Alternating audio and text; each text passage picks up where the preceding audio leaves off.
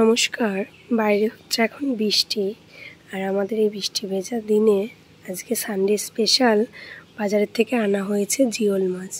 চলো জিওল মাছটাকে দেখি। এই দেখো মাছগুলি, দেখো এখানে প্রায় 500-600 মাছ আছে। এই মাছগুলো আমি পুরোটাই কেটে নেব। মাছের দুটো রেসিপি হবে আজকে। চলো প্রতিমার রান্নাঘরে রেসিপি দেখতে চাইলে যুক্ত থাকো। মাছগুলো আমি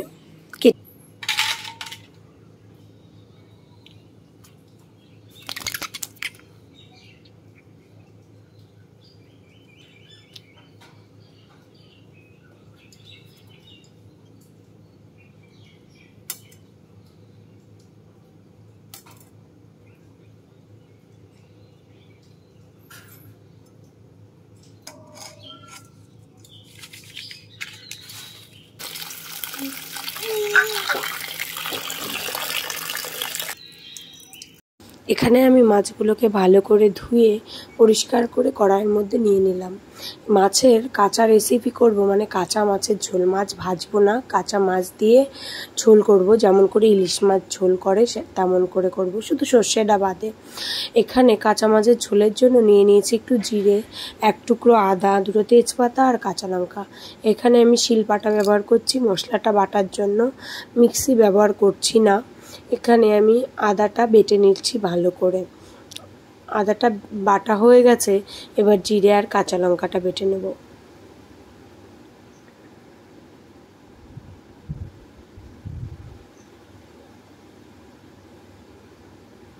জিরে আর কাঁচা লঙ্কাটা বাটা হয়ে গেলে মাছটাকে ভালো করে, মশলাটা বাটা হয়ে গেলে আমি সমস্ত মশলা, লবণ, হলুদ দিয়ে মাছটাকে মাখিয়ে নেব। এই দেখো জিরেটা বাটা হয়ে গেছে, জিরেটা প্লেটে তুলে নিচ্ছি।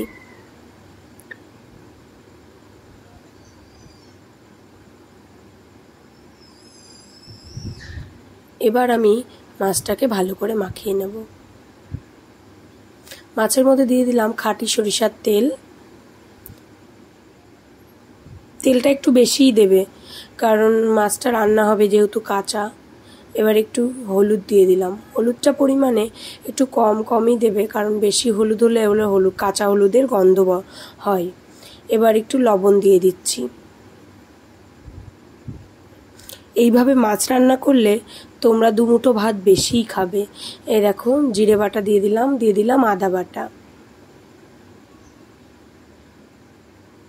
এখানে কাঁচা লঙ্কাগুলো আমি ছুরি দিয়ে চিড়ে দিচ্ছি।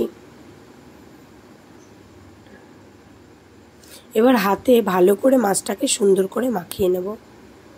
দেখো মাছটাকে ভালো করে মাখিয়ে নিচ্ছি, কারণ এই মাখানোর মধ্যেই কিন্তু মাছটা টেস্ট আসবে।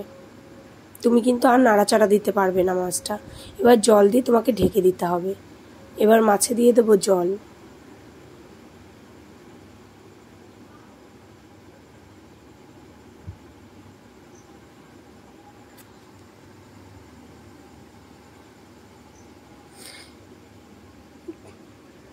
পরিমাণ মতো জল দেবে, তোমাদের আন্দাজ মতো মাছ অনুযায়ী জল দেবে।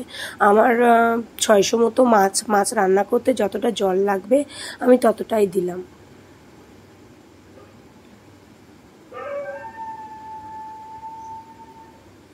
এবার মাছটাকে আমরা গ্যাসে বসিয়ে দেবো। চলো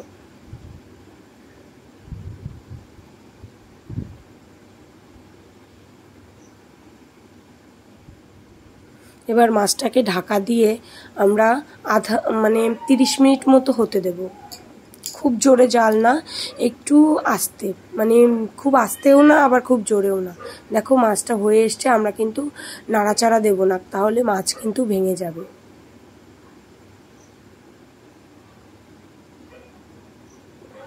এবার একটু নামানোর আগে কাঁচা তেল দিয়ে দেব।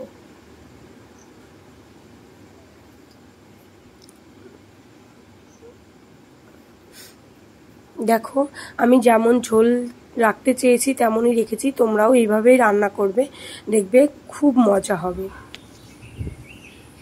প্রতিমার রান্নাঘরে রেসিপি দেখতে তোমাদের স্বাগতম রইল। এবার আমি পাত্রে নামিয়ে নিচ্ছি তরকারিটা। দেখো